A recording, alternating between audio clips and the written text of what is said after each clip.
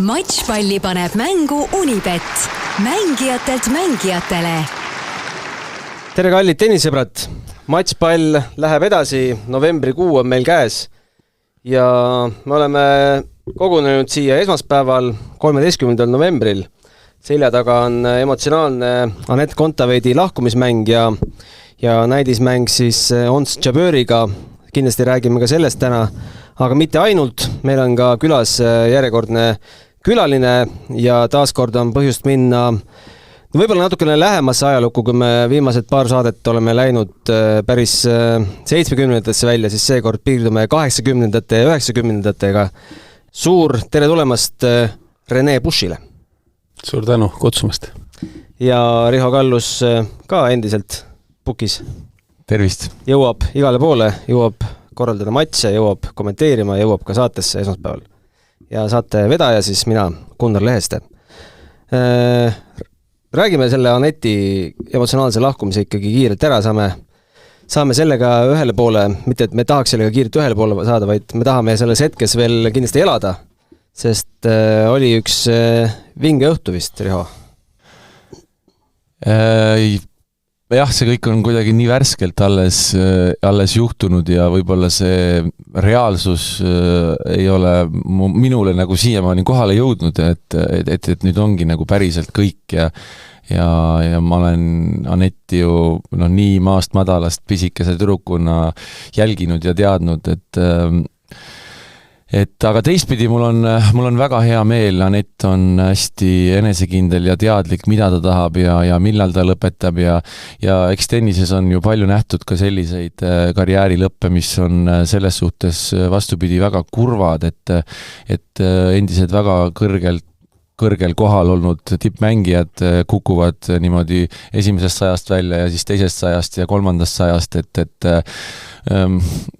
samasugune näide ju maailma esireket Ashley Barty, kes tõstis karika Austraalia Openil peakohale ja lõpetas maailma esireketina karjääri, et mida me tahame ja tuntud nimi tennises Björn Borg oli aasta noorem, kui lõpetas tennise, oli 26-aastane, et ma arvan, küsimus ei ole alati selles karjääri pikkuses, vaid küsimus on see, mida ta kõike selle karjääri jooksul on teinud ja see on kõik ikkagi kindlasti Eesti tennise jaoks muinasjutuline, mis ta on meile andnud ja kõik need emotsioonid ja hetked, nii et on mida meenutada, kõik see on väga ilus olnud. Rene, kuidas sina laupäeval seda matši jälgisid ja kas üldse? Kodus mõtetega. Mis mõtted tekkisid? Mõtted tekkisid, et Anett mängibki oma viimast mängu praegu ja nii see ongi.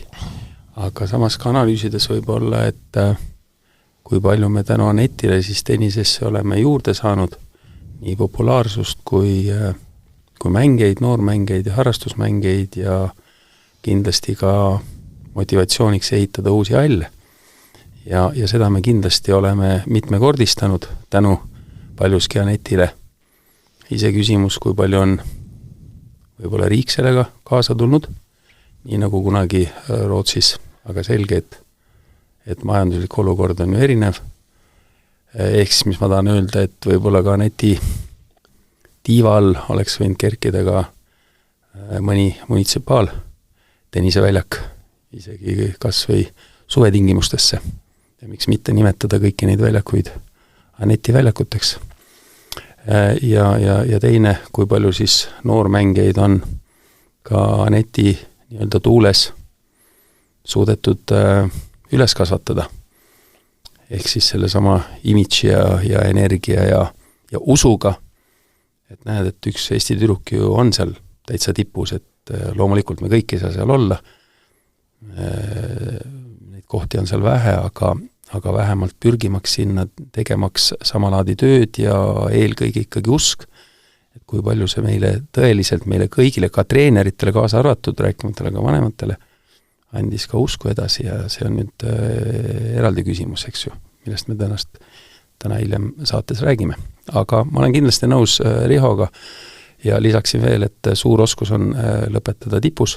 Mul tuleb kohe ka Justine Henin meelde, minu teada oli see äkki 2006 aasta, kui ta oli ka maailma üks, aga seal juba käisid ka dopingu teema jutud. Aga samas ta saab öelda, et ka neid kaasa arvatud ma lõpetasin oma parimas. Kas Justin mitte ei lõpetanud 2 korda? Jah, võib-olla oli teine tulek ka, aga ma arvan, et see oli väga üürike, aga mul jäi just see nagu meelde ja ma ise olin siis nii-öelda tuuril Margit Rüütliga ja ootasime teda Roland Garrosse, kus ta oli tegelikult üles antud ja viimasel hetkel pärast Berliini turniiri mida võitu, siis võttis ennast maha ja siis käisidki jutud jõusaalis, mis on minu lemmikkoht alati Grand Slamidel, et mis toimub, et miks ja siis tulid need dopingu teemad ka, aga see selleks. Mul õnnestus ka Justiniga seal samas Roland Garros jõusaalis aasta ennem ka ratta peal sõita ja näha ka protsessi, kui sõnakoolelik ja distsiplineeritud ja treeneriga väga lähedane kontakte peaks sportlasel olema. Ja nii, et see oli Aneti otsus ja ma ainult respekteerin seda ja kas me oleks tahtnud, et oleks veel 10 aastat mänginud nagu Kaia. Need on erinevad iseloomud, erinevad elutaustad ja me peame selle lihtsalt pea püsti vastu võtma ja tegema järeldusi, et mis teha edasi, et meil Aneti vähemalt lähedasi veel vähemalt järgmise 10-20 aasta jooksul juurde kasvaks. Väga ilusad mõtted. Aga Riho, ma arvan, et igaüks saab seda matši ja need 4 tundi, ma vaatasin, et ülekanne oli umbes 4 tundi pikk, see koha peal muidugi veel pikem, Smilers pani oma viimase seti ka otsa, aga üks asi on jäänud ikkagi lahti rääkimata. Ons Jabbeuril ei tulnud kohale tennisekott. Tol hetkel, kui te sellest kuulsite, et Ons tuli lennukilt maha ilma kotita, räägi see saaga läbi, kas sina said sellest teada juba samal õhtul? Ütleme siis, et kus avalik, et sa olid meil natukene korralduses abiks. Kas sa said sellest kohe õhtul kell 11 teada, et nüüd tuleb hakata hommikul minema tennisepoodi? Jah, ma sain sellest õhtul teada ja ma olen nende probleemidega ka varasemalt erinevate mängijatega kokku puutunud, kunagi sai, ma mäletan, Jürgen Sopil oli samasugune teema ja probleem, aga seal on alati see küsimus, esimene küsimus, mis mul kohe oli see, et rahu, et kas ta nüüd sai võtta omale käsipagasisse vajalikud asjad kaasa, et tavaliselt kui mul on ikkagi 1 paar tosse ja paar reketit ja põhivarustus käsipagasis, siis las see suur pagas olla, et midagi katki ei ole, et see oli mu esimene mõte, et tippmängijatel tavaliselt nii on. Nüüd on küsimus, paljud lennufirmad ei luba reketeid käsipagasisse, mõned lubavad, mõned ei luba. Ja siis ma palusingi kohe välja selgitada, et kuidas tal see situatsioon on, et kas ta on nüüd kõigest ilma või tal ikkagi midagi on olemas ja siis selgus, et tal ei ole mitte midagi. Et see oli muidugi päris karm uudis eelmisel õhtul, kui sa tead, järgmine päev on kella 1 on vaja soojaks lüüa, kell 4 hakkab matš, et kuidas uni tuli sel õhtul?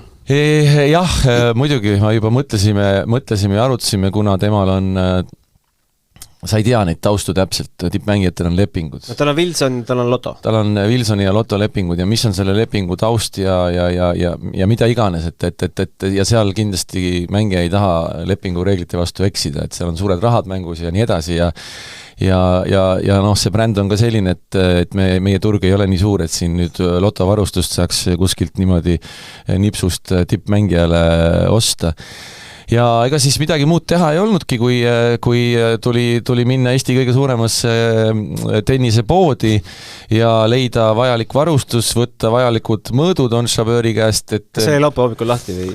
No see oli tegelikult ei olnud veel sellel hetkel lahti, kui me juba seal tuhlasime, et eks sai tehtud kiiresti telefonikõned ja inimesed üles aetud pühab hommikul, et nad oleksid kohal. Jah, see oli laupäeva hommikul, jah.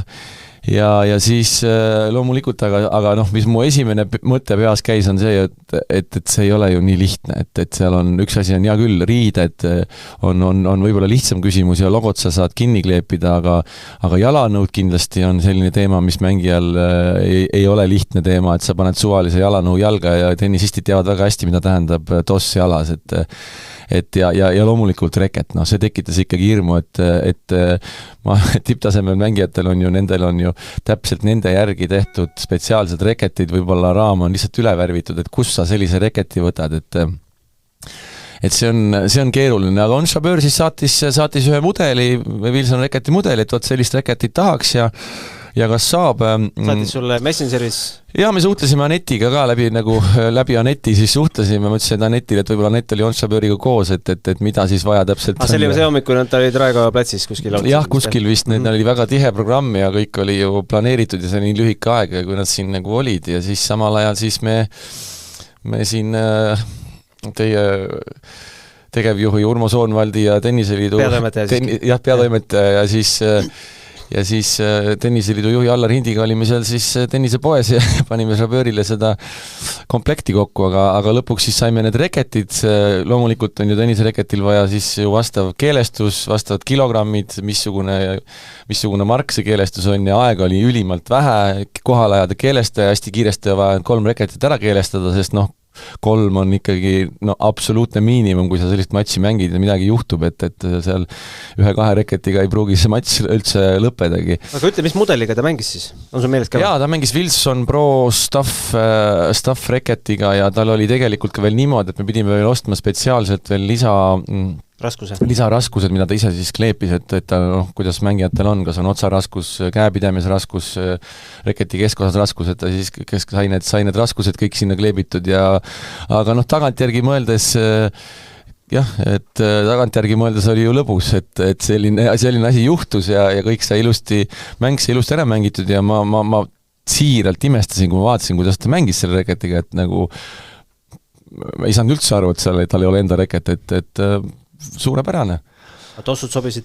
No tossudega ma nägin, et ta seal paar korda nende tossudega seal natukene nagu tegeles nende tossudega, et see tennisejalad, see on hästi tundlik teema mängija jaoks kindlasti, et sa oled harjunud ja sa oled sisse mänginud, isegi kui sul on oma tosse, tahad neid natuke sisse mängida, sa ei taha neid uusi tosse alati panna ja see on, Rene noogutab siin, teab väga hästi, see on tippmängija olnud, et see ei ole lihtne, et lihtsalt võtad selle sussi ja paned jalga, aga ta sai hakkama uskumatult, ma arvan, väljapoole ei saanud keegi midagi väga arugi.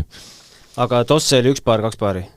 Tosse oli 1 paar, kusjuures pean tunnistama, et meil ei olnud varupaari ka, et olid uued tossud, aga oli 1 paar, jah. Ja tegelikult oli ju lootus, et see kott veel jõuab samaks õhtuks. Aga see kott vist jõudis täna hommikul alles? Ja kusjuures see kott ei jõudnud, ka algus oli jutt, et see kott jõuab natukene enne matši algust, aga see oli juba nii nibin-nabin, et sellega me tõenäoliselt... see pruun kott oli ka sealt samast poest? Jaa, täpselt, sai kõik talle uus tennisekott ja kõik asjad ostetud, et ikka läheb väljakule täisvarustusega, et jah, aga võt kui keegi oleks mõned aasta tagasi öelnud, et ühel päeval sa lähed On Chaböörile varustust ostma niimoodi, see oleks ainult naernud, aga nüüd on see ka tehtud siis. Nii, mis sellest varustusest sai? Kus see on? See varustus on Tallinnas, see varustus jäi siia, nii et me ei olegi veel üldse arutanud, et mis selle varustusega edasi saab. Ja 1 reket läheb Tallinki keskuse seinale, on ju, sinna kõrvale, seal on erinevaid kuulsuste reketeid. Jaa, muidugi. See on üks hea mõte kindlasti, et see on suur väärtus, kui On Chaböör selle viimase Aneti matši mängis selle reketiga, kus ta veel ise käsitsi sinna need raskused peale pani. Aga kas need 2 ülejäänud läheb poodi tagasi või tuleb mingi auction? Ma ei oska siin praegu vastata sellele küsimusele, eks siin tuleb osapooltega arutada, mis siin teistel mõtted ja ideed on, aga jah, need asjad jäid siia. Ja teine lahti rääkimata asi on see, et sina ju õpetasid Kader Nuunile eesti keelt.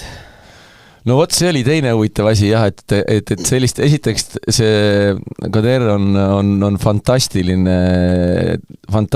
kuju ja ülimalt karismaatiline, ma arvan, et tema on ka selline kohtunik, kes nagu kõik, kes tennist jälgivad, teda teavad ja ta on nii palju tennisele juurde andnud ja ta oskab seda publikut kuidagi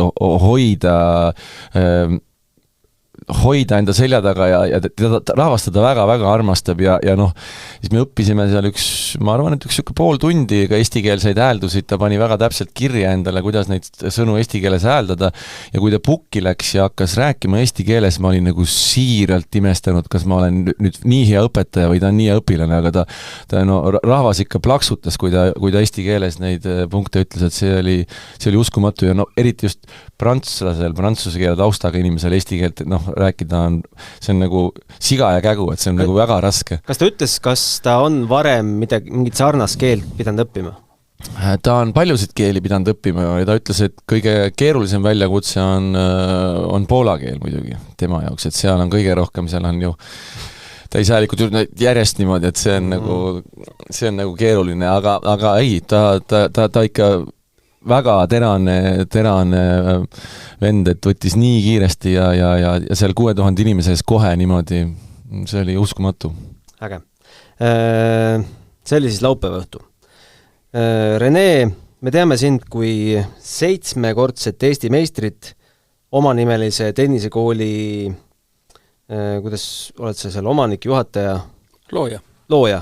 Me teame sind kui Eesti kõige edukama Fed Cupi koondise ajastu kaptenit, aga mida sa tänapäeval teed? Peale seda saadet kiirustan ruttu tennisalli, et 2:30 alustada 9-10-aastase noorega treeningeelset soojendust. Ja kell 3 lähen nendega väljakule ja 1,5 tundi utsitan neid sealt taga ja õpetan eelkõige inimene olema sportlaseks, kuidas saada ja siis räägime ka veidike tennisest. Ja pärast seda mul tuleb siis natuke vanemate grupp ja nendega samamoodi siis soojendus ja enne seda on ka kehahooldus noorematele ja nagu ma ütlesin, et õpetada sportlane olema ja kui need asjad on paigas ja me oskame tere üksteisele öelda trenni alguses ja tunnustada treenerit ja mitte tšau käed taskus, siis on lootust ka, et võib ka hakata tasapisi löökide juurde minna.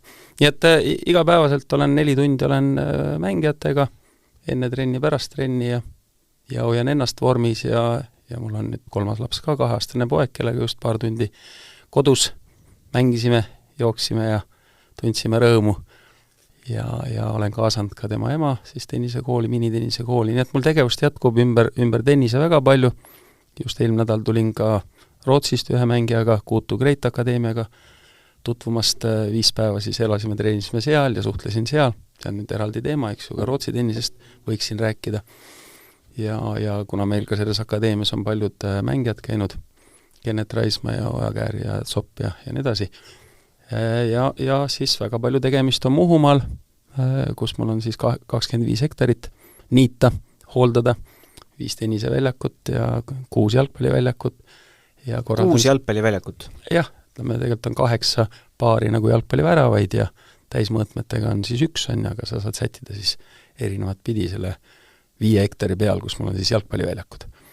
Ja 23 aastat on neid laagreid nüüd korraldatud, ligi 5000 last on läbi käidud. Ise teen viimased 7 aastat juba hommikusööki ja 5:30 tõusen päikse tõusuga ja Nendes laagrites ja päikse loojanguga lähen magama ja nüüd on veel 15 hektarit metsa harvendatud, puhastatud, tiigid rajatud ja ma ise oma kätega olen juures ja ma naudin igat sekundit.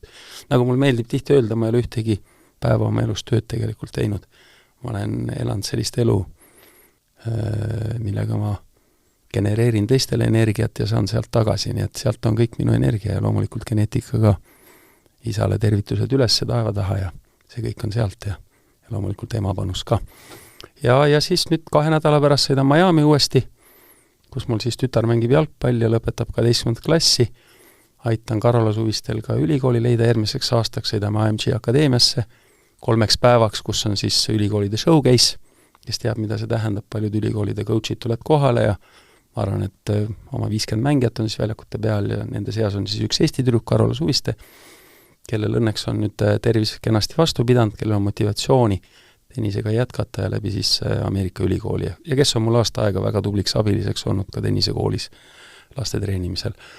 Ja nii et ma olen 6 nädalat olen seal, pluss siis mängin ise veel tennist, just tegin uuesti IPIN koodi ära. Räägi võib-olla kõik ei tea, mis see IPIN kood on? On see, kas on IPIN kood, see on see, millega sa pääsed, või siis MIN kood Eestis, millega sa pääsed siis rahvusvahelistele turniiridel ligi, annad ennast ülesse ja kui jutt nüüd lühemaks võtta, siis valmistun seenioride mehed 50+ MM-iks, mis on siis Mehhikos, ma pean siis 3. maiks vormis olema. 3. maiks. Sa oled vanuselt 52, eks? Nii, nad pass nagu räägib, aga tegelikult on 25, ma ütlen. Meeltes olen 27. Tahtsingi küsida, kuidas seda keha hoida tänapäeval 27 aastasena? Sellest me eraldi saate tegema Renega. No võib-olla te eelnevalt kuulsite ka, et mu režiim on viimased, ma arvan, oma 5 aastat olnud kindlasti see, et päikse loojanguga, palju metsas looduses ja keset lapsi töö, jällegi mitte töö, vaid tegevus, ja see on distsipliin, see on planeerimine, see on meeldivate asjade tegemine, ka raskuste ületamine, ja selle käigus siis hoiadki vormi ja loomulikult iga päev sa tegeled ka oma keha hooldusega, mulle meeldib väga see sõnapaar keha hooldus, nii et ma endiselt käin jooksmas, endiselt üritan 4 minuti juures kilomeetri aega hoida ja 4 minut kilomeeter, okei, minul 7,5. Jah, sa teed kiirkõndi.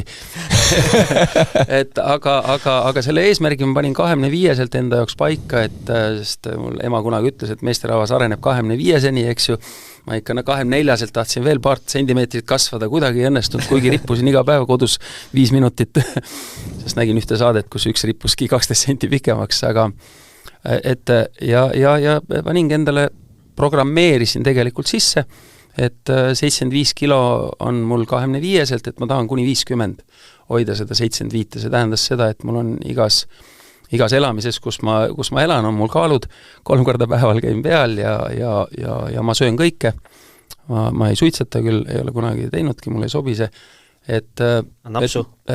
Napsu võtan, aga kerget napsu, õluvein, eks ju, aga kange mulle ka ei sobi. Oskan hoida balanssis, eks ju, ma söön pool torti ära, aga ma tean, et programmis on sees, et järgmine päev tuleb see ära põletada ja nii see toimibki, et järjepidevus, aktiivne eluviis ja positiivsus ja õige elukeskkond.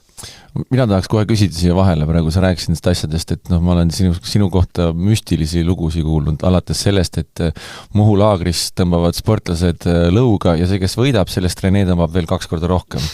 Kuni sinnamaani, et Rene 10 kilomeetri aeg oleks Eesti meistrivõistlustel medali toonud ja nii edasi, et kui sa, Rene, ei oleks tennisesse sattunud, siis mis oleks võinud su teine valik olla spordis? Ma arvan, et sa oleks vist ükskõik millisel muul alal ka jõudnud tippu. See on väga hea küsimus, ma olen väga harva seda mõelnud. Miks väga harva, sest see otsus oli mul 7-aastaselt oli enda jaoks nagu tehtud, et või tunnetatud, et tennis see on minu nagu. Sest et tänu emale ja isale ma sain väga palju erinevaid asju enne seda proovida. Ja kui see tennis, ma nägin ise teda ja ütlesin emale, ma tahan seda mängu mängida, siis ma hakkasin tundma, et see olen mina, et judo mulle ei sobinud, see kahevõitlus, eks ju, jalgpallis ma olin väga mulle meeldis, ma olen ka tiimi inimene, aga samas suur ego, et kui tiimis keegi ei tee nii, nagu ma näen, et peaks tegema, vähemalt ligilähedaselt, nagu mina panustan sinna, siis ma tahan sellest tiimist eemale minna, tahan sõltumatu olla, ja mitte ainult võitudega karikat üksi tõsta, vaid vastutada kaotuste ees, eks ju. Ja nii et, aga kui niimoodi vastata, et mis oleks võinud ükskõik võib-olla, mis oleks võinud olla, siis minu iseloomuga ja natuuriga ja koduse kasvatusega ma oleks kindlasti parima sellest spordialast välja võtnud. Kas ma oleks jooksus, 36-19 oli mu parim aeg, mida ma jooksin SCB jooksul, et kas ma oleks jooksjaks saanud, ma arvan, et ma oleks rohkem emotsiooni vajanud, kuigi jooks on ka väga emotsionaalne spordiala tegelikult, me räägime praegu pikama jooksust, eks, aga ikkagi pall ja see mentaalne pool ja kahevõitlus ja just see mentaalne siuke enesekontroll pluss teise mõjutamine ja sellised faktorid, seda nagu jooksus on keeruline nagu saavutada, ta jääb minu jaoks võib-olla liiga primitiivseks, eks ja muidugi mäng ise, mida ma hakkasin kohe väikselt ise tajuma, kuidas punkti võita, kuidas teha vastasele elu keerulisemaks ja endale nii-öelda kergemaks ja mis on mu trumbid, on ju. Nii et ma arvan, et ma ikkagi olin siia maa peale tulnud nagu mängijana, eks ju, ja samas väga tööka inimesena. Ma lugesin ühest intervjuust aastal 2009 Jaan Jürisele antud intervjuust, Jaani põrmulne ka rahu muidugi, et sa alguses ei teadnud, et selle mängu nimi on tennis. Sa nägid lihtsalt mingid poisse toksimas Mererajooni spordikooli väljakutel? Ma tegelikult nägin karvase ülakehaga Tõnu Sventerit, kes siis utsitas poisse ja minu teada oli seal Aare Vahimets oli üks nendest ja Urmas Aaman, paljud võib-olla ei tea, aga Aaret teatakse, eriti seeniori tennis. Ja see oli tõesti nii, et Kadriorus kui korrata seda lugu lühidalt, ma olin siis 7-seks saamas, Tegelikult ma olin 7, olin esimesse klassi minemas septembris, eks ju, aga see oli augustikuu ja õde siis käis seal Mererajooni väljakute kõrval on see roheline kohvik tänaseni, eks ju, käis seal iluvõimlemas ja mina olin tol hetkel, olin tegelikult judopoisse. Ja natuke ponšakam, ümaram, eks ju, ja lühikest kasvu ja looduse poolt tegelikult väga aeglane poiss. See on veel eraldi teema, kuidas ennast üles töödata pärast seda, kui sind 2 korda liidu meistrivõistluste füüsilistest katsetest sa ei lähe läbi ja sind ei lasta peale, kuigi sa võid liidu edetabelis olla 5 hulgas oma vanustes. Aga ja ema jättis mind õue ja ma nägin seda mängu seal kaugelt taustal ja ema ütles, et tulen tagasi ja siis lähme luiki toitma. Seal alati oli 3 valget luike ja 1 must luik, mida kogu aeg pandi millegi juures tätsu. Ja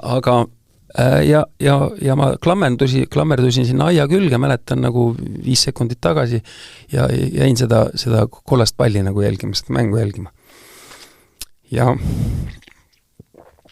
kui ema tagasi tuli, pani käe õlale, ütles, poja, lähme ostame saia, et partidele toitu anda, siis ma ütlesin, ei ema, ma ei vaadanud isegi tema poole, näitasin sõrmega, ei ema, ma tahan seda mängu mängida. Ja ma mängin tänaseni. Aga kui seda hetke poleks olnud? Ma arvan, et need on sellised küsimused, millele võiks olla nagu üks vastus, et see pidigi nii olema. Et see kõik on ülevalt suunatud ja ma arvan, et see niimoodi elus ongi, et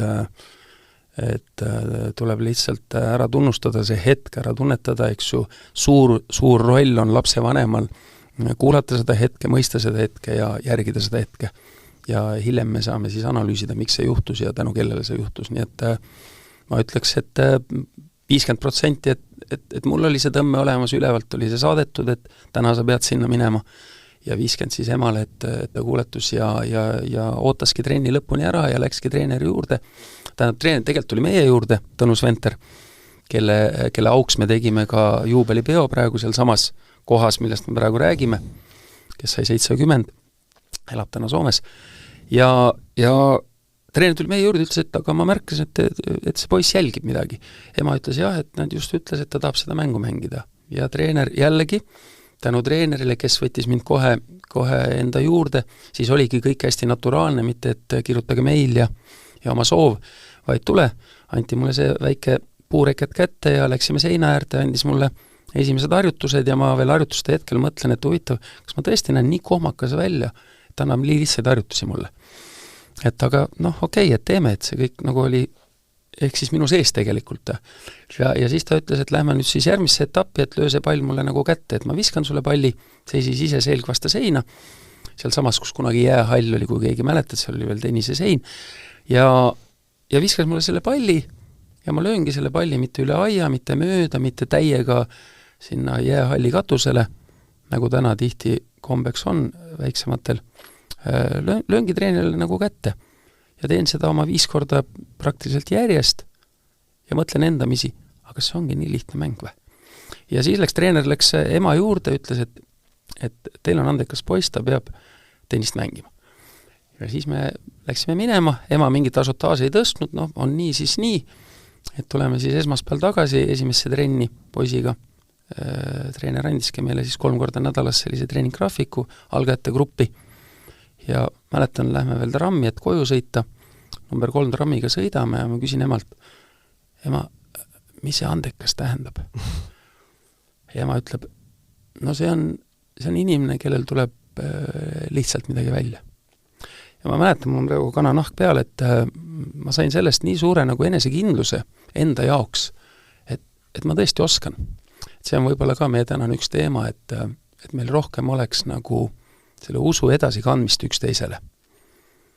Ja see on meie üks suurimaid puuduseid, miks meil ka noored tihti lõpetavad varakult või kaugeltki ei realiseeri oma potentsiaali, sest me ei süsti neile seda usku ja optimismi küll läbi reaalsuse, mis tuleb teha, eks ju, aga rohkem optimismi ja usku ja sealt hakkab ka mängija tihti rohkem uskuma. Nii et see oli nagu minu nii-öelda karjääri algus ja ühe tennise nagu algus ja esimesse trenni siis tõi ema mu kohale, pingi peal pani mulle tossud jalga ja ma jooksin sinna seina poole, ma ei vaadanud tagasi ka, ema ei saatnud mind rohkem trenni, sealt tiigi äärest oli vaja mul joosta, selle pingi peal ma istun täna seni, aeg-ajalt käin Kadriorus jalutamas hommikuti. Ja nii mu tennise teekond hakkas täitsa iseseisvalt tegelikult, eks, ja jäägitult ma olin seal ja ei olnud teemaks, millal trenn lõpeb või kes mulle järgi, millal tuleb või ruttu kuskile minna ja nii see läks ja ma hakkasingi kolmapäevase trenni tulin juba üksinda Mustamäelt number 2 trolliga Estonia ette ja sealt siis trammi peale number 3 ja ema tegelikult läks veel esimest trenni, tuli salaja vaatama, kuidas ma valgusvoorid ületan, kas ma lähen ikka esiuksest peale, aga seda ta ütles mulle alles siis, kui mul oli 20 aasta juubel. Et nii mind kasvatati, eks ju, saamaks iseseisvaks ja see on jällegi sõnum ka tänapäeva lastevanematele, treeneritele, et kasvatame independentat, see on öelda iseseisvat mängijat, eks ju, mitte sõltuvad siis autost või mis iganes sellest. Rene, sa kindlasti oled palju näinud oma treeneri töös selliseid noori, kes on võib-olla väga andekad ja ka väga töökad, aga on sellised rasked kohad ja momendid. Eile ka Anett Kontaveit ütles tegelikult, et oli kunagi 13-aastane ja ütles emal, et nüüd aitab, ma rohkem ei taha, aga see õnneks läks kohe järgmine päev üle. Kas sul endal on ka kunagi olnud selliseid kohti tennisega, kus sa tunned, et nüüd aitab, et mul on tõesti raske, ma ei taha? Või sinul on kogu aeg kõik olnud 100% tennise juures? Mul on konkreetselt selline mängi olnud täpselt samamoodi Anett 13-aastaselt, kes ütles ka, et ma rohkem ei arene ja see on liiga raske ja ma aitasin tal siiski tagasi tulla ja me kumbki ei kahetse seda. Ma räägin Anett Schüttingust praegu, kes hiljem siis jõudis Ameerika väga tugevasse ülikooli Berkeleysse ja Californias ja lõpetas ka hooaja number 5 mängijana USA-s ja jõudis ka finaali üliõpilasmeistrivõistlustel New Yorgis. Aga ma olen endalt ka nagu aeg-ajalt küsinud ja mult on seda ka, kui ma noor olin 10-aastane telesaadetes, et kas on päeva, et sa ei taha minna või kui pikalt sa nagu pausi oled teinud või ja ma ütlen siiralt, et siiralt kohe täitsa, ükskõik, on neid kaotusi olnud või on neid valusid olnud või vigastusi olnud või põlved olid 7 aastat nii valusad, et ma tõesti ei saanud veerand kükkigi teha ja üle 2 päeva ma ikka ilma tennista ei saanud olla. Ja ei tekkinud kordagi mõtet. Ma arvan, et see võis olla kuskil seal 22-23, kus ma esitasin endale küsimuse, et kas tõesti nagu veel, et peaks nagu midagi tõsisemat nagu tegema, peaks ju mingi businessman olema, või ja võib-olla ma paar päeva nagu seda nagu kompisin seda mõtet ja mingeid asju ma natuke tegin ka, ostad, müüd, vahetad, eks ju, ja loed raha üle natuke jälle rohkem. Need olid need 90-ndad, jah, kus sa viisid pudel viina Helsingisse ja võisid sellega nädal aega ja väga-väga korralikku elu elada, eks ju. Aga ma ikkagi tunnetasin seda üsnagi varakult ära, ma arvan 2-3 võib-olla nädala jooksul. Ei, et ma olen juba ju siia 15 aastat oma elu panustanud. Ja just nimelt, et mitte lihtsalt niisama teinud, vaid väga palju läbi pingutuste, eks ju, ikkagi üht-teist juba saavutanud, et miks see nüüd ära raisata? Miks see nüüd lihtsalt nii-öelda nagu kõrvale jätta? Ja ma olen nii põhjalik inimene, et ma tean, et miskit saavutada, see on miskit suurt realiseerida iseendas, see on alates 5-10 aastat, eks ju, või 15 aastat, eks. Et nüüd järgmised 10-15 aastat ennast mingisse alasse pühenduda, milles ma üldse ei ole kindel ja ei tea, et loogik ütles, et see ei ole loogiline. Et ma elangi nagu sellise 5L-i ümber, kuna ühel seminaril üks treener küsis, et no mõelge ka mingid niisugused tähed välja, eks ju, et mille ümber teil siis elu elab, aga need tähed võiks ühesugused olla. Ja ma mõtlesin tunni jooksul, et 5L-i, eks ju, et loodusloomad, lapsed, liikumine ja loogika. Et seal minu loogika nagu ütles seda, et realiseeri seda edasi, mille nimel sa oled juba 15 aastat elanud. Ja siin ma täna olen ja ma ei kahetse ühtegi hetke. Me pole sellest teisest L-ist loomadest rääkinud. Mis see sellega on? Šoti veised. Muhus. Šoti veised. Palju sul neid on seal? See hooaeg oli 6. Eelmine aasta olid ka Taani Erefordide. Kõigil on nimed ka või? Kõigil on Vissida. Vissid on nimeks. Sest kunagi, kui ma olin 1 aastane ja isa selle koha ostis 600 rubla eest, 3 osas tasus, 600 oli suur raha, rubla, siis meil olid kolhoosi lehmad, olid ümberringi lambad ja hobused ja siis ma käisin neid ka karjatamas ja ka lüpsmas nii-öelda, mitte küll 2-aastaselt, aga hiljem, eks, ja see kõik see hõng ja see tunnetus ja see õnnetunne lapsepõlvest, see oli nii sügavalt sees, et tänaseni ma tahan seda sõnniku lõhna tunda, seda muugimist tunda ja tänaseni ma ütlen, vissi, tule siia ja ma tõin sulle vett või õunu. Ja nii et ümber loomade ja neid ma rendin loomulikult, sest vastutasuks ma annan siis loomakasvatajale oma 10 hektarit põldu heinamaaks ja lambaid olen rentinud ja järgmine aasta on uuesti plaan ja nii et loomad on see, kes genereerib sulle sellist naturaalset looduslikku emotsiooni, ehk siis jälle elujõudu. Muhus ei ole huntidega tegemist praegu? Üks hunt oli 3 aastat tagasi, aga see aeti hiidlastele talvel. Me oleme palju rääkinud Muhumaast või siin teemat läbi käinud, aga kuidas Miami sinu elusse sattus?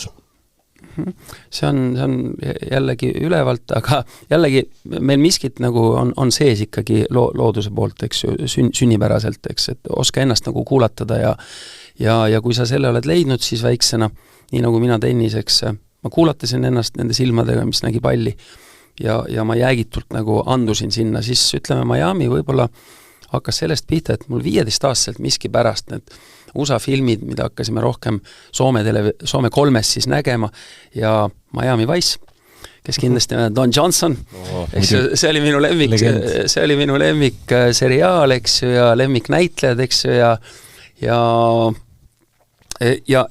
ju see läks nii hinge mulle see nagu siuke elustiil ja mitte see luksus on, aga just see nagu inimeste soojuse, energia ja kuidagi see mulle pähe nagu tuli, et ja ütlesin emale ka, et mina kunagi tahan kunagi Ameerikasse, siis oli kõik üks Ameerika meile, eks ju. Ja loomulikult see oli unistus, aga sellega ma elasin. Ja kui ma treeneri tööd olin juba 10 aastat teinud, muideks mul sai just 25 aastat treeneri tööst, 28 september oli mul juubelipäev, siis tekkisid lisaressursid tennisekoolil ja neid lisaressursse siis ma otsustasin enne seda, ma olin esimestest ressurssidest ehitanud siis esimese tenniseväljaku Muhu saarele ja iseendale. See on nüüd jällegi eraldi filosoofia, miks ma selle ehitasin ja paigutasin need rahad sinna jäägitult, kui kõik, see oli veel 98 aasta ju, ütles, et miks sa sinna metsa ja kõik need rahad, mis sa siin teenid ja kõik läheb sinna ja ma tegin ka eratunde. Aga ma olin juba alustanud nagu tennisekooliga või kursustega. Ja ma ütlesin, et see on minu filosoofia, kuna üks treener ju kirjutas, Belits Keiman, olgu tal ka mult kerge, et sa ei saa veel ennast treeneriks lugeda, kui oma kätega vähemalt ühte ei ole rajanud. Ja ma ütlesin selle oma isale, kes juba elas siis Muhumaal ja sõitsin nädalavahetusel tema juurde, ma olin 27 ja paps hommikusöögi ajal tõusis üles, ütles Pašli. Vene rahvusest on tänaseni minu jaoks ja ütles Pašli. Võt just see peale hakkamine on ja, et Pašli. Ja nii me läksimegi taha hoovi ja ta võttis kuuri alt 4 vaie ja 100 meetrit nööri ja 2 labidat ja lükkas ühe vaia sisse, kus meil kõige vähem siis võsa oli seal maja taga ja ütles, kolke meetrov nada, mitu meetrit on vaja väljaku ehituseks. Ma ütlesin, jooksin ruttu tuppa, aga mul oli seal üks Evald Kree poolt kirjutatud raamat, eks ju, et õpime talvel tennist mängima ja ma teadsin, et seal viimasel leheküljel on seal väljaku mõõdud, eks ju, ja struktuur, kuidas siis saviliiva väljakut ehitada. Ja karjun isale siis sealt nurga pealt, et 36 on 36 meetrit, isa mõõdab ära, ütles, unas 35. Sealt pärast tuli metsa poole nagu järsaka. Ja ma veel sekund nagu mõtlen niimoodi, 35 pagan, see on ju poolik värk, aga tuleb teha, praegu meil on energia sees ja vaiad ja labidad on olemas ja maa on ju olemas, eks, et davai, paidu jõb trenirootšnei, teeme trenni väljaku. Aga see meeter jäi tegelikult jooksualast, mis on 6.40 ja 5.40 on ka piisav tegelikult. Ja nii ta pani need 4 vaie ja nööri siis tõmbas ümber on ja hakkas kaevama. Ühest siis sealt vaia juurest, kus on täna siis nurgakivi mul ja kui ma Muhumaal olen iga päev, ma vähemalt 10 korda astun selle nurgakivi peale, uuesti tuletan meelde ja seda hetke ja kaev ja ma küsin papa, et mis sa kaevad?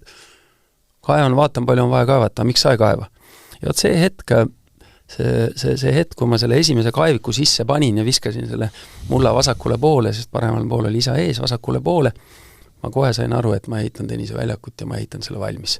Ja pluss järgmine motivatsioon, ma olin veel võistlussportlane, sel aastal ma tulin veel Eesti meistriks viimast korda, ma hakkasin veel integreerima seda füüsilist tööd oma Tõnise väljakule. Ehk siis vasakule poole vise on eeskäsi, paremale vise tagakäsi ja nii edasi ja sealt minu tegelikult meistritiitlid kõik olid läbi Muhumaa ettevalmistuse kõige naturaalsemal jooksude mere ääres olemiste, ujumiste ja nii edasi. Nii et, aga ma läksin vist natuke teemast vist. Miami oli teema, jah. Miami oli tegelikult teema, aga nad on väga omavahel nagu seotud, et jah, aga järgmine investeering oligi siis osta korter Miami, sõitsin ise sinna kohale ja hakkasin otsimas korterit 2 Tõnise väljaku ja basseiniga. Millal see võis olla? See oli täpselt 2014 aasta. 2014 aasta ja otsisingi, võtsin maakleri ja otsisin 3 nädalat, arvasin, et leian 3 päevaga, aga leidsin 3 nädala jooksul siis täpselt see, mis on vaja, suutsin veel kohalikust pangast oma Muhu jutuga ja Tõnise kooliga saada veel täpselt sama palju laenu peale, mis ma algul arvasin, et ma suudan 100 000 kosta, tegelikult 200 oli see. Aga ja sain laenu peale ja ostsin sinna siis 3-toalise korteri 2 Tõnise väljaku ja basseiniga ja et viia sinna siis talveperioodil siis oma Tõnise kooli lapsi ka teistest riikidest ja linnadest lapsi ja ma olen seda nüüd 6 esimest aastat väga aktiivselt teinud, üle 125 lapse on tegelikult sinna viidud ja minu korteris on elanud ja ka täiskasvanuid ja nii et see on olnud minu ideelt nagu Tõnise kooli talvebaas, et suvebaas on siis Muhu ja talvebaas on siis Miami, kuhu ma endiselt sõidan ja täna siis elab mu tütar seal, 18-aastane ja mängib jalgpalli ja käib seal samas nurga taga koolis. Aga mis seal Miami tennisekeskuses tänapäeval toimub, kes seal harjutavad? See ei ole keskus, see on nagu, see on sellele keskkonnale või sellele majale kuuluvad siis väljakud, mida saavad kasutada kõik, aga seal enamasti olen mina siis kellegi oma mängijaga või siis treenin ise. Nii et täna need väljakud on tühjad, eks ju, et kui ma viin sinna lapsi, nii nagu praegu mul tütar elab seal lihtsalt, eks ju, aga Karola suvistega me sõidame sinna, teeme kindlasti trenni nendele väljakutele, on ju. Sõidab veel minu koolist üks mängija, Markus Valtson, oma ema-isaga elavad küll natukene eemal, aga kindlasti me mõne trenni teeme nendel väljakutel, nii et see on võimalus Eesti lapsel tulla ja saada tasuta tennist mängida päikse käes. Ma lasen siia kõlli vahele, siis võib-olla läheks sinu tiitlite juurde. Suuremate ja väiksemate võistluste matšpalle vaata Unibet TV-s, kus sind ootab aastas ligimale 100 000 tasuta otseülekannet. Unibet, mängijatelt mängijatele. Eesti meistritiitleid 7, sinna veel näpuotsaga muid medaleid. Räägi, milline on kõige magusam olnud? Esimene või viimane või midagi keskelt? Ma arvan, seda küsimust ju ennegi küsitud ja milline on lemmikkarikas üldse, eks ju, ja näiteks lemmikkarikas on mul puukarikas, mille ma siis 9-aastaselt võitsin Vilniuses, minu esimene nii-öelda välisturniir, eks ju, ja ma võitsin selle ära ja ma sain puukarika. Ja ikkagi see esimene on alati kuidagi kõige nagu magusam, sest sa unistad seda, eks ju, sa ei ole veel varem seda saanud ja lõpuks ta on siis käes ja see jääb võib-olla sulle kõige rohkem ka tänu kõigele sellele emotsiooni poolele nagu meelde ja kindlasti minu puhul ongi see sama esimene, ma mäletan täpselt seda matši Andrei Luškini vasta Kalevis teine väljak, ma olen 2-1 seti teda taga, siis mängiti 5 paremat ja ka 4. setis olen 5-2 taga ja ma tõmban selle välja. See oli esimene? See oli esimene, jah. Ja sealt siis läksid järgmised, siis järgmine aasta mul jäi vahele, sest ma sõitsin Ameerikasse, see sama teema, et 15-selt unistasin ja 19-selt avanes mul see võimalus ja ma sõitsin pooleks aastaks Ameerikasse, 3 kuud olin siis seal ühes spordilaagris treenerina ja 3 kuud siis väliseestlaste juures ehitasin suvilat 10 tundi päevas. Nii et esimese said sa 18-aastaselt siis, jah? Aastal 90? 90, jah. Ja viimane oli ka Luškini vastu. Siuke sümboolselt sai oli nii, jah, seda ma ei olekski praegu meelde isegi tuletanud meelde, aga võib-olla ma seal võiks öelda seda, et ma kindlasti liikusin selles suunas, mul oli eesmärgiks ikkagi, et võita veel 3 tiitlit, et teha see number 10. mis tollel hetkel, ma olen ikkagi selline rekordivend, mul peab olema mingi stiimul, eks ju, ma ei võrdle ennast küll Djokovic'iga, aga kindlasti on see tšempionite mõttelaad, eks ju, et mul peab olema mingi selline nagu suur eesmärk ja unistuste, eks ju, unistus ja ma iga päev ka selle nimel teen midagi, eks ju, et ma õhtul minnes magama, vaatan peeglisse, ütlen, et maladets ja jälle tehtud ja homme edasi. Ja nii et pigem võiks nagu öelda ka seda, et mul jäi see natukene kergelt nagu pooleli, aga jällegi ülevalt saadetud siis jalavigastus sealsamas õnnelikul Muhu saarel, mitte õnnetul õnnelikul, kus jalg sattus siis muruniiduki alla ja suunati võib-olla ülevalt muruniiduki alla ja ma tõesti olin oma parimas vormis. See hetk ma pidin järgmine päev Moskvasse tegelikult sõitma satelliitturniiridele ja mul jäi see tegemata ja ma esitasin endale küsimuse seal kiirabi autos, kui mind Muhumaalt siis Kuressaarde viidi operatsioonile ja vaadates neid põlde ja küsin endalt, miks.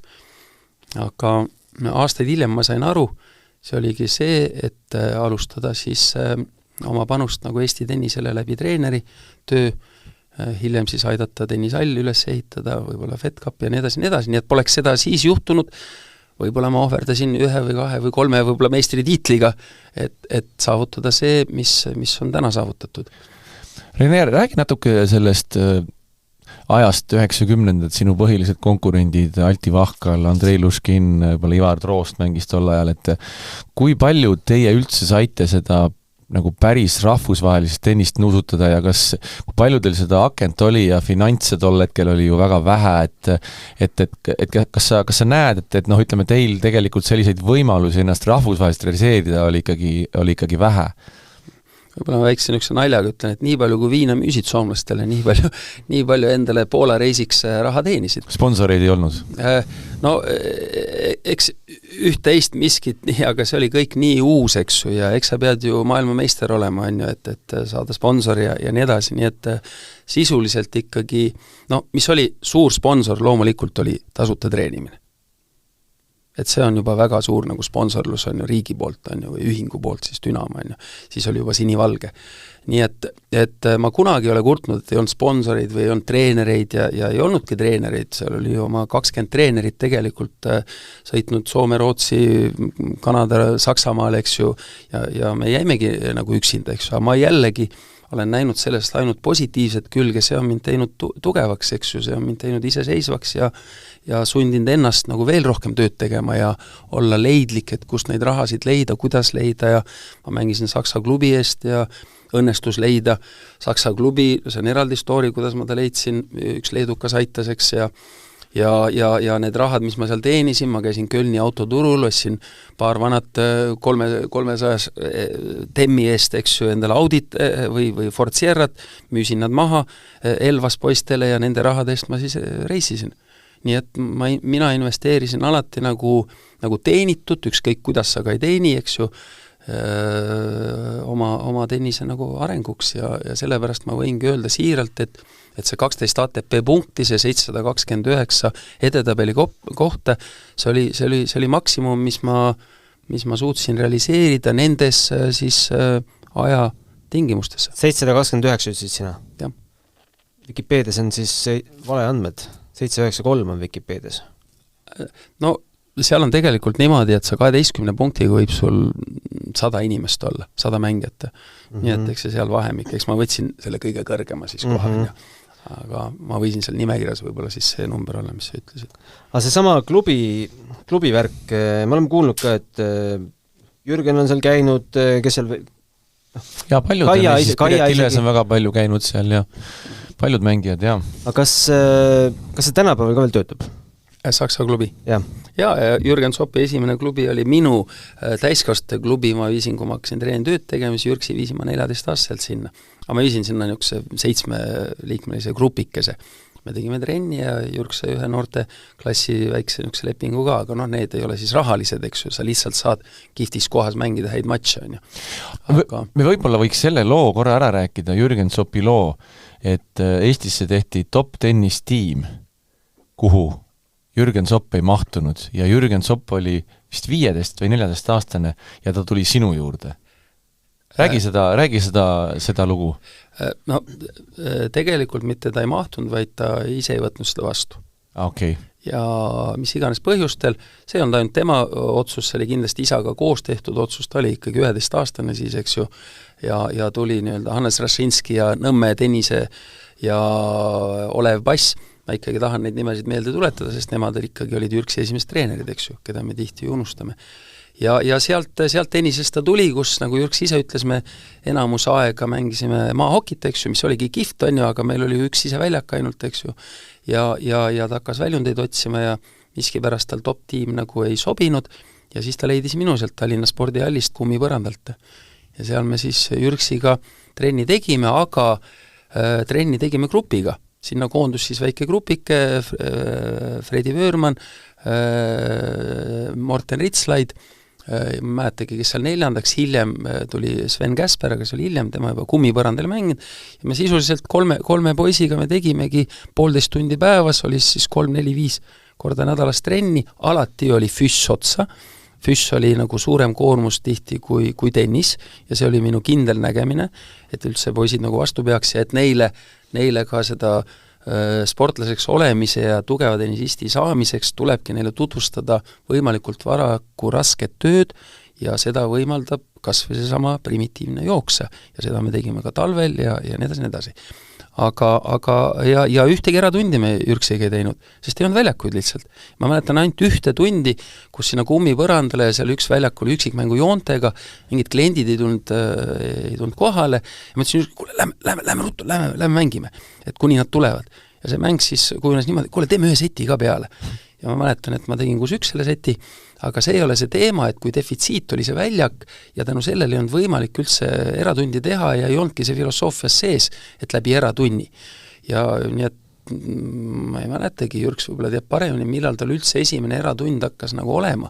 Mina isiklikult ei mäleta, et meie omavahel oleks teinud. Ja see oli siis vanus 11 kuni 15 oli Jürks siis nagu minu kooli all, muidugi kummipõrandal mängisime 2 hooaega, siis juba sai ehitatud Rocca al Mare, tuli ka Tiit Kivistik meil appi ja veel paljud treenerid ja siis oli juba punt oli laiem, mängijaid tuli juurde, aga sellist eratunni tegemist, võib-olla ta Tiiduga mõned seal trennid oli vaja seal miskit stabiilsust lihvida näiteks, kus Tiit oli ju super hea, eks ju. Ja nii see läks ja lõpuks suunasime siis ühiselt Audentesesse, kus tegi väga tublit tööd tol hetkel Ain Suurtal ja tema abitreener oli Oskar Saarne ja väga hea punt oli seal Jaak Põldmäe ja Ivanov ja Käsper ja Irdo ja nii edasi, ja ka Margit Rüütel kuulus sinna punti ja ma nägin, et see on tema arenguks nagu väga-väga hea, et viia ta sinna punti, treenerid on motiveeritud, ma olin ise kaasasin ennast ka sinna aeg-ajalt treeningutele ja ka võistlustel ja nii see kõik läks, aga see on väga hea, et sa sellest räägid, ma loodan, et lapsevanemad kuulavad seda praegu, tennise lapsevanemad eelkõige. Jaa, et kui lihtsates tingimustes ja see tennis ei ole nii palju muutunud praegu, on ju tolle ajaga, eks ju, kui Jürks ikkagi on ju, ja noorteklastel lõppes, siis vist oli see 66 edetabeli kohaga ja Ain tegi suurepärase töö seal järgnevad 2 aastat, sõites temaga individuaalselt ringi, mis ma tahangi öelda, mis on täna väga-väga suur puudus, et ikkagi, ma ütlen otse välja, me tegeleme tenniseturismiga. See tähendab seda, et kui lapsevanem sõidab lapsega võistlustele, siis see on tenniseturism. Okei, mõne nõrgema võistluse siin nurga taga natukene oma vanustega, sinna ei pea iga kord treener tulema, kus me teame, et tõenäoliselt me võidame ära või oleme pooles. Meil lihtsalt on praegu 5 matši vaja.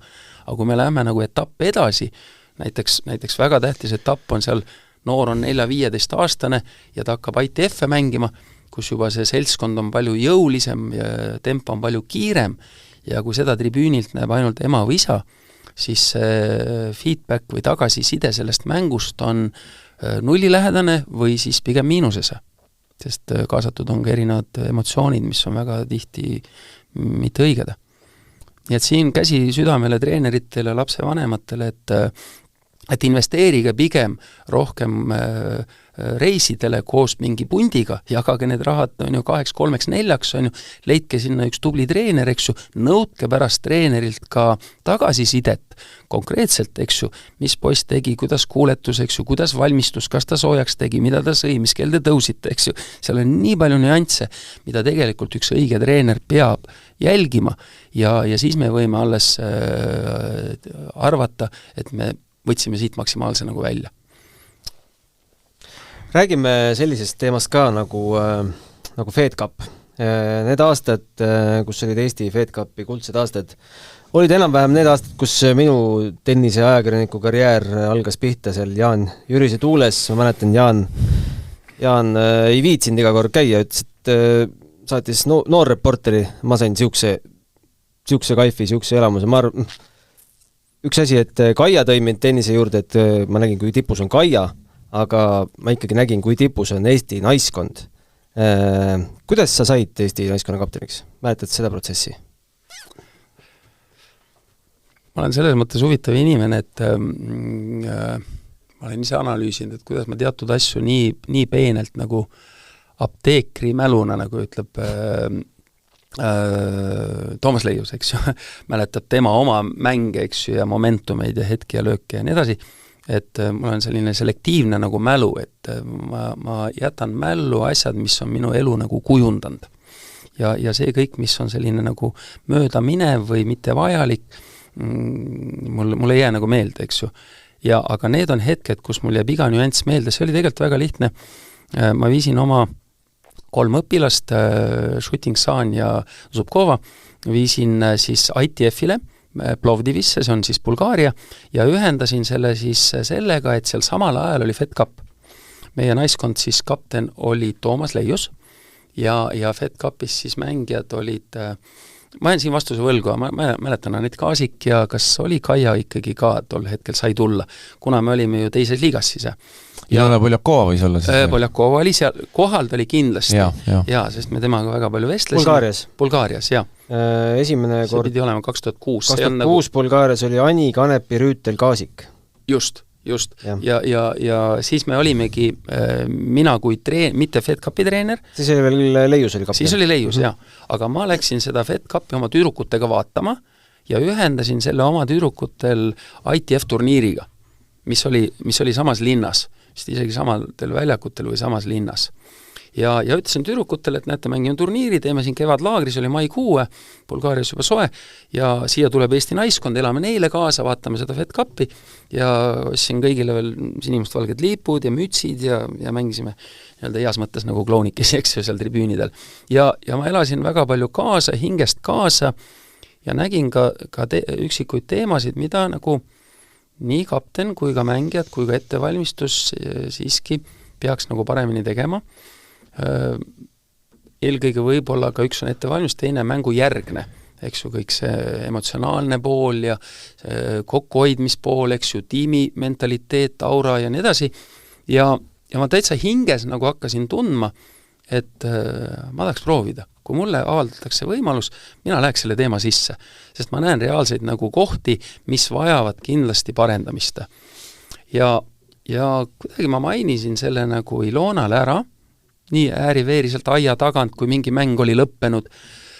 Ja Ilons ütles, et aga tahad sa proovida? Ma ütlesin, muidugi tahan. Ma olen valmis. Ja Ilona vist oli äkki ka peasekretär tol hetkel Eesti tennises. Ja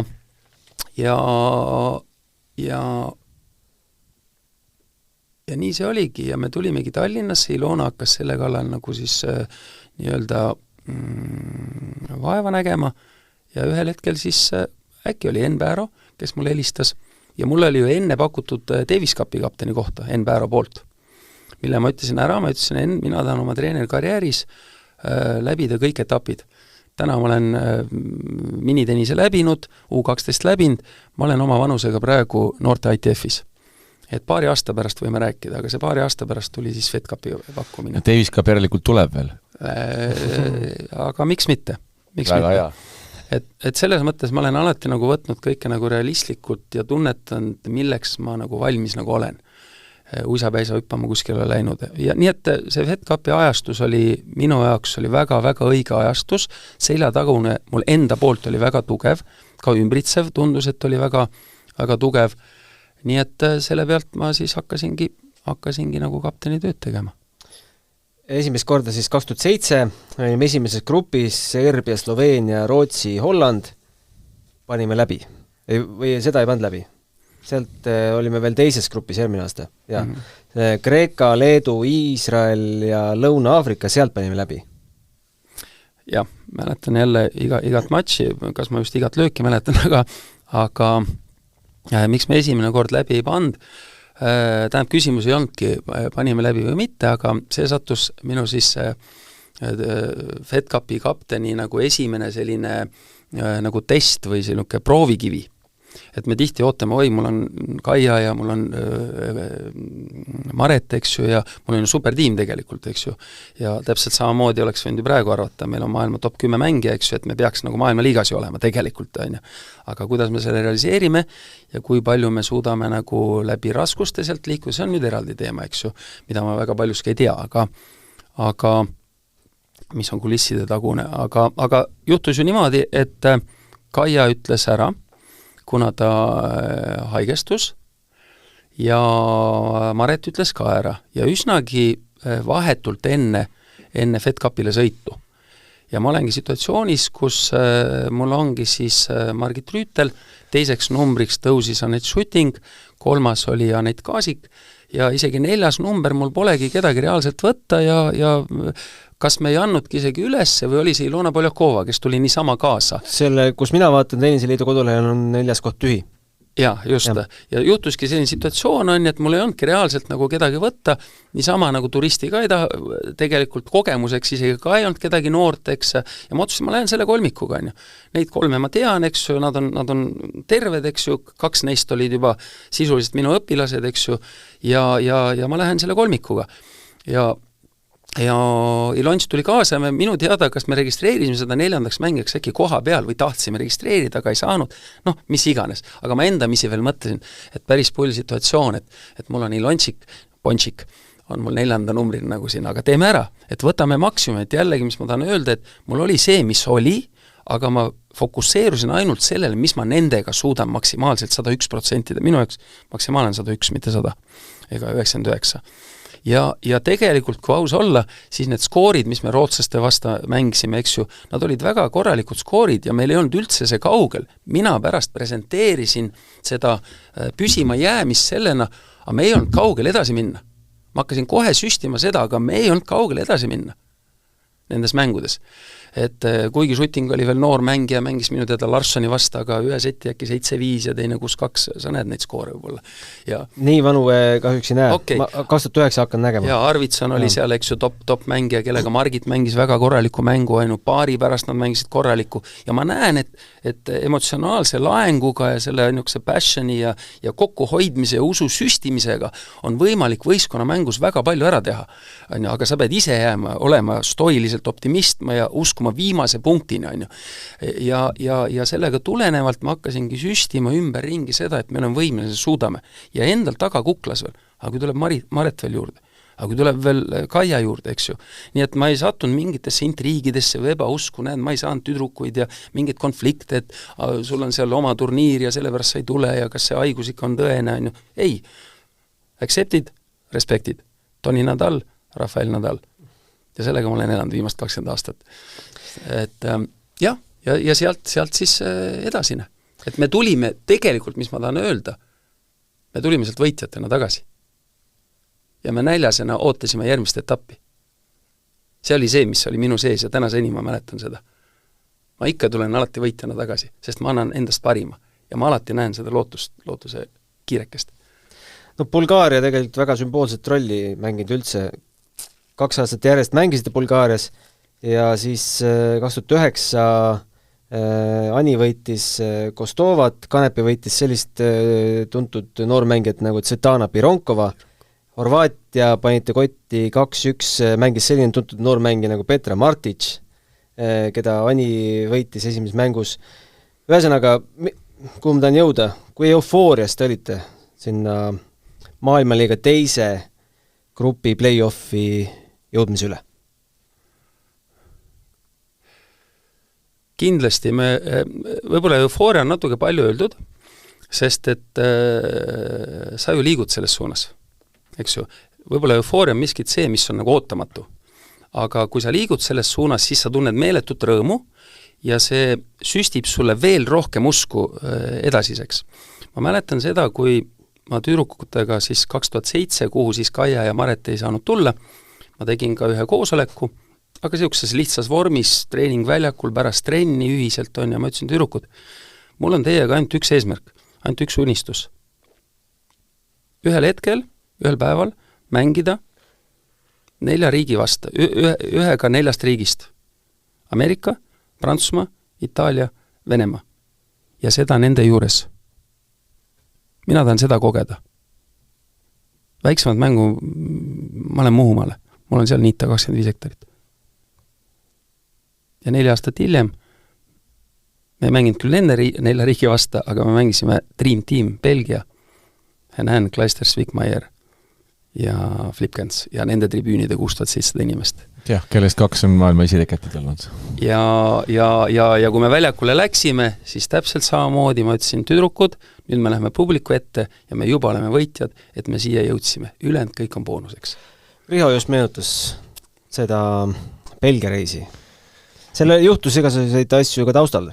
Me just Reneega enne saate algust rääkisime ja ma arvan, Rene saab nüüd selle loo siia eetrisse ka ära rääkida, sest et oli ju moment, kui Islandil hakkas vulkaan purskama, lennukid ei lennanud ja pidi minema sinna autoga ja Rene võttis tüdrukud auto peale, aga Rene võib-olla ise räägid sellest. See on jälle üks huvitav momentum jälle, mis läheb siis minu kogemuste nagu raamatusse selle pealkirjana, et ära kunagi anna alla ja bez võhadnõh situatsi nietu, nagu isa mulle ütles, et väljapääsmatuid olukordasid ei ole. Ja sa lihtsalt otsid seda ja sa lõpuks leiad. Et see oli pühapäevane päev, mäletan, ja väga paljud föderatsioonid ju keeldusid lendamast, kuna ei saanudki lennata, tahmapilved olid üleval Euroopas, eks ju, ja juba olid ka meie osa spekulatsioonid, on ju, kas üldse Eesti naiskond sõidab ja kas saab ja kuidas ja lennureise ei ole ja enam ei jõua ja oligi niimoodi, et oli pühapäev ja neljapäeval kell 3 oli pressikonverents Hasselis ja mina olin pühapäeval Muhumaal täitsa üksinda, kõik oli niidetud ja ma istusin sauna, kütsin ta 120 kraadiseks ja tegin 100 kätekõverdust, et mõelda välja versioon, et jõuda neljapäevaks sinna.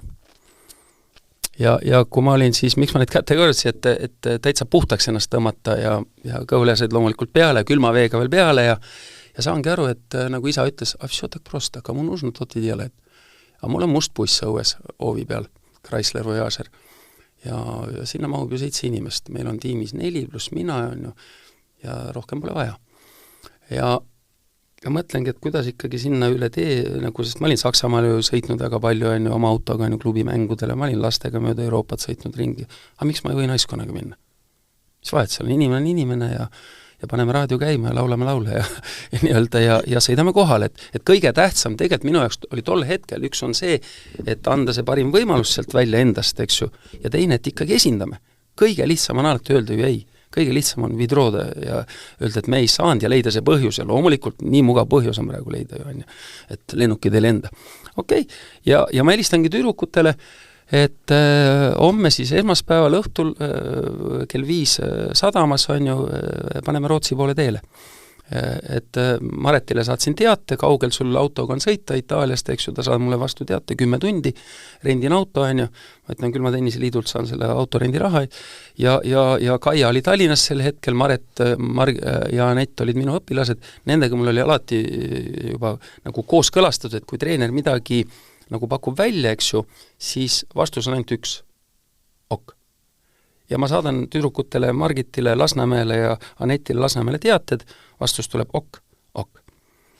Ja siis Kaiale ma läksin minu teada Rocca al Mare tennisalli ette nagu vastu ja sõitsime koos.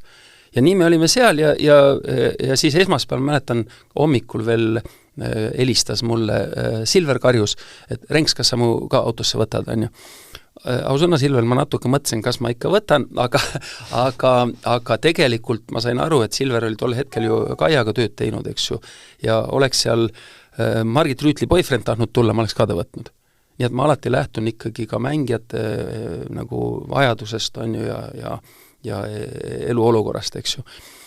Okei, Margitil boyfriend tol hetkel on, aga Silveri võtsime ka kaasa ja nii me saime siis sadamas kokku ja Rootsi reis, Taani ilusad sillad, Saksamaal öömaja ja jõudsime Hasseldisse, hotellis ruttu asjad ära, ruttu Eesti koondise dress selga ja ma mäletan, kui me sinna selle konverentsisaali jõudsime, eks ju, see oli 3 minutit enne 3, vaatasin veel kella pealt, ajakirjanikud seal maas, pressikonverents ja meil on seal Eviani pudelid ees, ma joon Eviani pudeli ära, ütlen, et kas te näete, kuidas me respekteerime teid, et meil on veel minut aega, et see Evian ära juua, ja kuulata teid ja samal ajal sosistan tüdrukutele, arvestage, pool Belgia klubi on nüüd meie poolt. Et ja siis hakkasid küsimused ja kuidas ja kas te arvate, et te suudate veel mängida ka, et olles 2,5 päeva bussis ja hotellides ja laevas olnud, on ju, ja ma ütlen, et miks me ei peaks suutma, meil oli nii tore reis, eks ju, ja just see ühtekuuluvus, on ju, ja natuke tennisest eemale viia mõtteid, on ju, ja ma nagu ei näinud nagu probleeme nagu kunagi. Ma alati leidsin nagu ikkagi põhjuse ja motivatsiooni, kuidas asju ellu viia. Kas te laulsite siis bussis? Laulsime, kuulasime muusikat, nii et meil oli lõbus, see oli kõige tähtsam. Laulu ka mäletad? Testime nüüd mälu. Mäletas, küsi Silverist laulis. aga meil oli lõbus, see oli kõige tähtsam ja ma teadsin, et tüdrukud tulevad ju eri kohtadest, eks ju, võistlused, pinged on ju, ja tegelikult oleme ausad ju, ega tüdrukud ei olnud oma parimast tol hetkel. Kaia oli ju 64, eks ju, Maret 60, ma mõtlen edetabeli kohtades, eks ju, Maret oli ju tegelikult, ütleme, langustrendis, eks ju, oleme ausad, eks ju, ja ega siis Margit ja Anett võib-olla olid nagu oma parimatest tol hetkel, aga ma ei olnud ju tiimiga, kus nad oleks olnud top 20 mõlemad, eks ju, ja just Grand Slamidelt tund ja tiitleid täis on ju, et Kaia ütles ka pärast Justini võitu, et see oli minu viimase 2 aasta nagu parim nagu saavutus jälle on ju, et ma olen back on the track, nagu öeldakse, eks. Nii et jällegi sellised lihtsad asjad, lihtsalt nagu põhimõtted nagu treeneri, kapteni töös võivad anda väga suure tulemuse ja tegelikult annavadki. Ja teate, Pulga andsid sümboolselt üle jälle oma kunagisele rivaalile, Andreile. Jah, kas ma andsin või mult võeti või paluti või ma arvan, võib-olla see ei ole see koht, kus seda nüüd lahti nagu rääkida, aga kindlasti seda ei tehtud diplomaatiliselt, kindlasti seda ei tehta õigesti, et küsimus ei ole selles, et kes on nagu kapten, küsimus on selles, kuidas see kapteni pael siis või teatepulk siis edasi läheb. Aga miks on vaja seal koostööd, just nimelt koostööd, et ka see abikapten või eelnev kapten, tal on nii palju informatsiooni nende tüdrukute ja kõige kohta, et ka see abikapten võiks seal pingil olla. Aga meil on ikka kombeks miski pärast see kõik kuidagi selja taga teha, eks ju, kuidagi arglikult ja lõpuks me kaotame kõik sellest. Nii et jah, Andreile ma ütlesin, et tee järgi ja ongi kõik, good luck. Jõuaks, peame jõudma sinna lõpupoole, sest stuudioaeg hakkab otsa saama. Sa saate alguses kirjeldasid ennast selle 7-aastase poisina seda valget kollast palli jälgimas. Siis oligi valge. Oligi valge, panidki õigesti. Panidki õigesti. Aga kas sa oled sellist põlemist näinud tänapäeva laste silmades? Oled sa tundnud ära selle ürgtalendi, kes võib-olla on praegu selline, lühem, aga kelles sina näed seda tulevikku ettemääratust? Väga lihtne vastus. Põlemist olen näinud, aga tegevust mitte. Ehk siis me sisuliselt ei tohigi loota, et me näeme 3, 4, 5 aasta pärast uut Anetti. Me peame lootma. Ja see on võimalik. Kas just number 2 loomulikult, see on fantastiline. Aga 100 hulka naismängijat, mina siiralt usun. Aga ainult siis, kui me hakkame õige mõttelaadiga ja õige intensiivsusega trenni tegema. Ja loome sinna tugeva optimistliku süsteemi taha ja eelkõige koostöö omavahel. Me oleme nii killustunud täna Eesti tennises. Me oleme kõik nii kibestunud Eesti tennis. Meil on iroonia, on 95% treeningmetoodikas, sellega tõesti me oleme seal, kus me oleme. Ma vaatasin eile, käisin Mastersi finaale vaatamas, et näha 13 aastast tüdrukut, kes mängivad 18 aastate finaali. 5. game'is ma tõusin büssi, läksin minema. Poisid 18 võidab 15 aastane noormees, et seda on kurb vaadata ja 0 emotsiooni, kõik on endasse tõmbunud ja kui sa emotsiooni näed, siis see on kahjuks mitte rõõmupisar, vaid depressioonipisar võib-olla isegi. Nii et kurb on seda vaadata, mis toimub, aga ma olen alati optimist, aga samas realist, et meie töö mõttelaad peab muutuma ja me peame hakkama rohkem ja rohkem omavahel suhtlema ja mitte ainult kaugjuhtimise teel, ehk siis, mis ta siis on, virtuaalne või kuidas ta nimetas täna, vaid ikkagi istuma ümarlaua taha, võtma ka eelnevaid treenerid, lapsevanemaid, mängijaid, on ju ka seda sama Maretit, ka seda sama Kaiat, eks ju, ja see on meil hästi suur nagu miinus, et meil pink on lühike ja nii Fed Cupis kui Davis Cupis ja ma ei mõtle ainult mängijaid, vaid toetajaid ja meie laud on väga pisike, mille peal on ainult üks arvuti. Aga see 13-aastane, kes võitis selle, temast sa ei näe järgmist kroonjuveeli? Tänases keskkonnas paraku mitte. Ja ma ei teagi tegelikult, kes võitis. Mul oli piisav see, mis ma nägin. Et jällegi ma ei taha nagu pessimistlikul noodil lõpetada, aga ma tahan lõpetada realistlikul noodil, et seda laadi töö, mis me täna teeme ja selles keskkonnas, ja mul tekib ka küsimus, et kellele me need tennisalid oleme ehitanud, kui väljak maksab 50 €, kellele? Rikkale harrastajale? Või siis sellele töökale noorele. Väga keeruline. Ja minu sõnum on endiselt paraku praegu, tahad suureks saada, sõitke suurte juurde. Aga ma usun siiralt, et me oleme võimelised ise ka suured olema, aga see nõuab praegu väga-väga suurt ümberkorraldamist ja väga suurt tööd. Meie viskasime mõtte õhku. Siit on lapsevanemate ja ma ei tea, kas treenerite või alaliidu töö need mõtted kinni püüda? Nojah, me peame aru ka saama, kes on alaliit, eks ju. Et iga päev ju kuuled, eks ju, et tenniseliit, kes on tenniseliit? Allar Hint ja Ere Lusti, loomulikult nad on tenniseliit. Allar kindlasti peaks olema stoilisem, tugevam, nõudlikum, eks ju, sest sinu käes on väga suur ikkagi see taktikepp, aga Allar on Allar, tore inimene, aga treenite kogu, kes siis ikkagi käib kohal, peab aru, vaatab mänge ja loob siis midagi nagu perspektiiviks. Ma tean, et nad üritavad, aga ütlen kindlasti mitte piisavalt. Suur aitäh sulle, Rene, tulemast. Meil oli väga põnev tund ja 20 minutit. Aitäh, Riho! Aitäh, Rene! Ja kuulajatele ma luban, et järgmine külaline tuleb ka väga põnev. Olge meie lainel ja elame selle tenniselu edasi. Just. Matšpalli pani mängu Unibet. Mängijatelt mängijatele.